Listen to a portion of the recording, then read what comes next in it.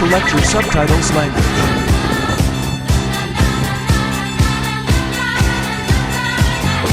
Ciao, sono Cesar Fred e questo è I See Wonders.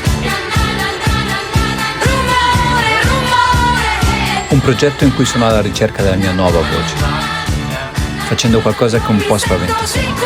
Lasciare andare tutto ciò che conoscevi e ricominciare da capo in tutti i sensi, per di più verso la fine dei miei 30.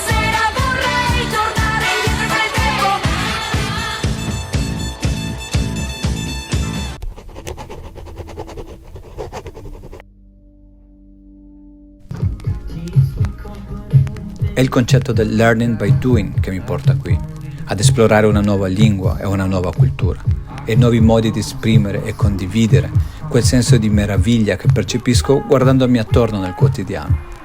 Grazie alla tecnologia digitale e alla curiosità, uno dei nostri asset più importanti.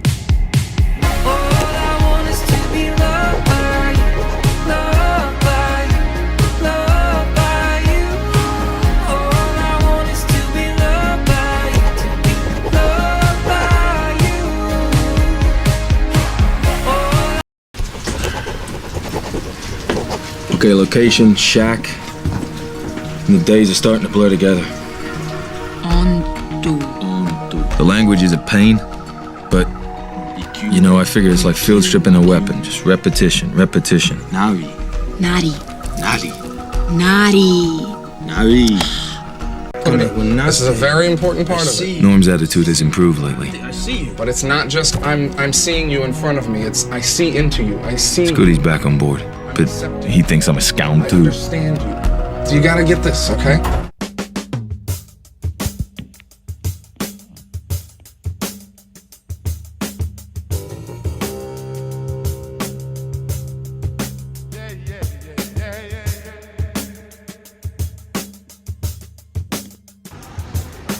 Uscire dalla comfort zone, prendere quell'opportunità, fare quel passo, buttarsi. Ci sono spesso molti modi di raccontare un'azione, ma come sappiamo tutti è l'atto di iniziare a fare la differenza. E non fraintendermi, so benissimo che a parole siamo tutti bravi.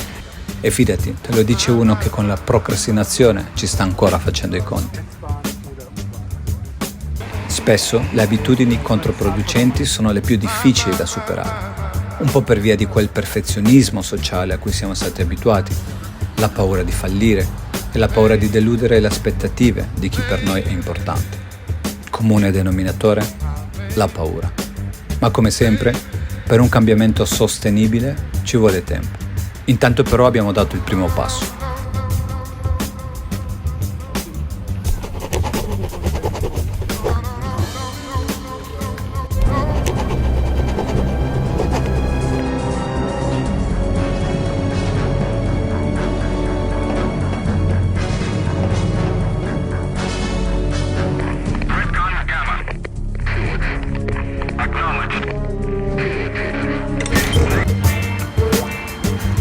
Ora, so benissimo di non essere il primo o l'unico a vivere un'esperienza lontano da casa, ma capisco bene come ci si sente.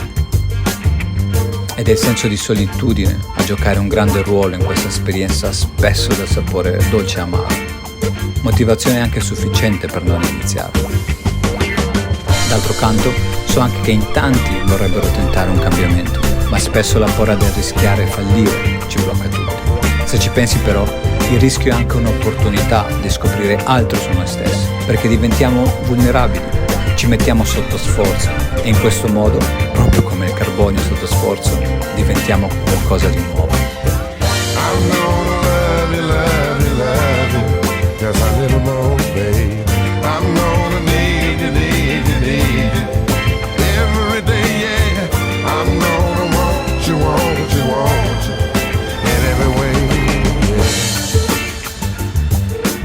Tutto è un confronto con noi stessi.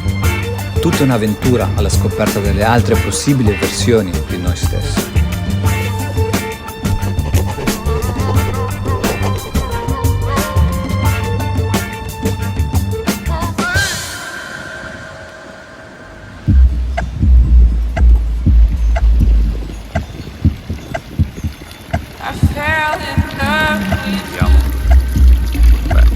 Fred è freddo. Però bello, ci sta.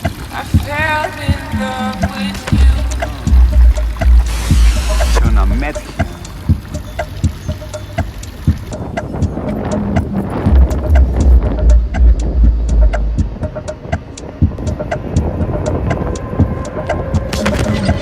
Quando impariamo una lingua nuova, abbiamo una grande opportunità di osservare i nostri comportamenti e come reagiamo ai problemi. Quindi ci dà l'opportunità di studiare e migliorare le nostre abitudini. Cool.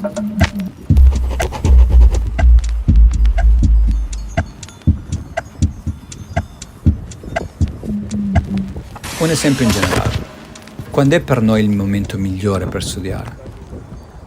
Siamo persone più mattiniere o lupi notturni? Tratteniamo più informazioni ascoltando un podcast o guardando un video? E leggendo un libro? O magari rendi meglio in modalità analogica, annotando tutto nel tuo taccuino? O soltanto l'idea di andare in giro anche con un taccuino ti disturba? Ecco, tutte queste domande ci aiutano a capire meglio sì come studiare in modo proficuo, ma soprattutto sono tutte informazioni che ci aiutano a capire noi stessi e la dinamica che abbiamo verso l'apprendimento.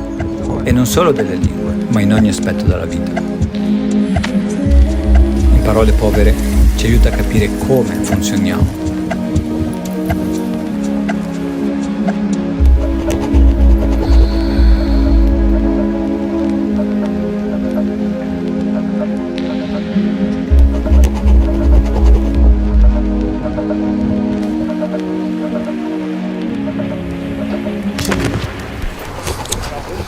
Hey child, I would say,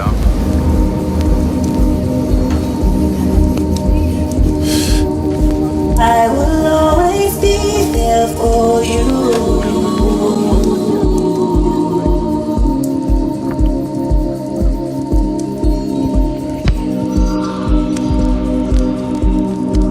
Se è vero che per parlare di equilibrio abbiamo bisogno di compensazioni, allora diventa anche qualcosa di catartico abbracciare l'idea che per assaporare veramente la riuscita in qualcosa abbiamo bisogno anche di conoscere il sapore di qualche sconfitta. Come quel caos in testa, la confusione, la rabbia, la frustrazione che senti nei momenti in cui non riesci ad esprimerti così fluentemente come facevi prima anche nella tua lingua madre, perché il cervello è impegnato a creare nuovi collegamenti in testa. I will always be there for you.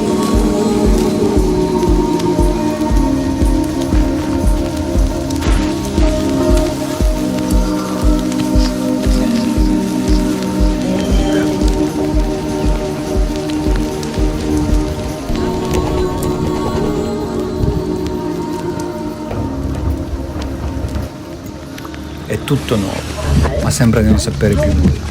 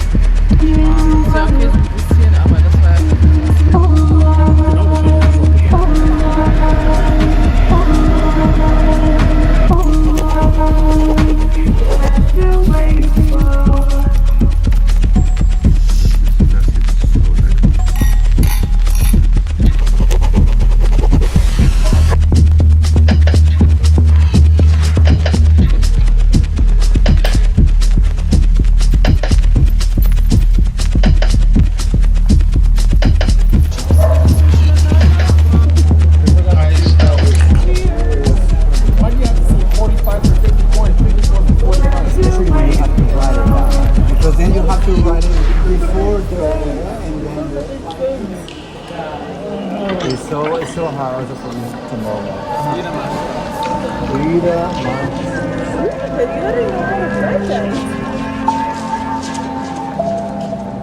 Sixteen and a half. 16,5.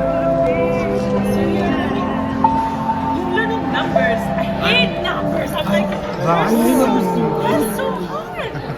get so confused all the time. Well, here's something you might never have thought of. While you're speaking your second language, your brain is suppressing your first language. You can't help it, and it's amazing. When you learn a second language, you are qualitatively different to a monolingual. When you learn two languages and you have two languages in your head, those languages are always switched on, always active. And the result is that they are constantly fighting between each other. Every time you have a conversation, you're forcing your bilingual mind to A, detect which language it's hearing, and B, choose the correct language and words to use. And it's constant. Is it a dog or a chien? Jim or Jim? Flight or volo? Your brain actually tries hard to block English so that you can remember the French, Japanese, Italian words instead. It's called language inhibition. If your brain didn't do this, it would be impossible to keep languages separate. It would all just be one big mess. Can you imagine? Of course, it's more nuanced than this and depends on proficiency, but it's proper mental exercise, the equivalent of taking your brain to the gym.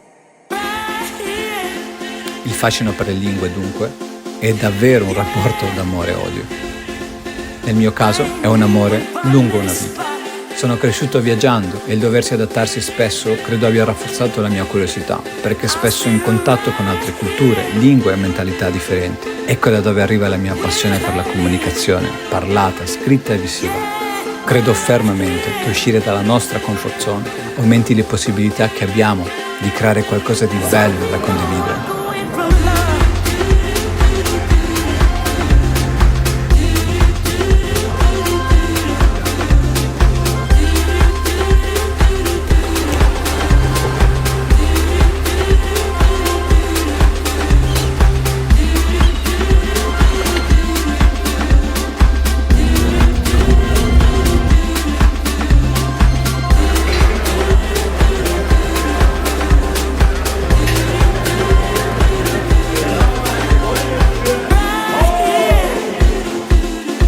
Con Icy Wonders vorrei semplicemente mostrarti che cambiare è possibile, condividere qui le difficoltà nel percorso, ma anche le grandi gioie di ricominciare da capo e ricordarti che non sei solo su questa barca, pensiero che mi ha aiutato e aiuta ancora moltissimo.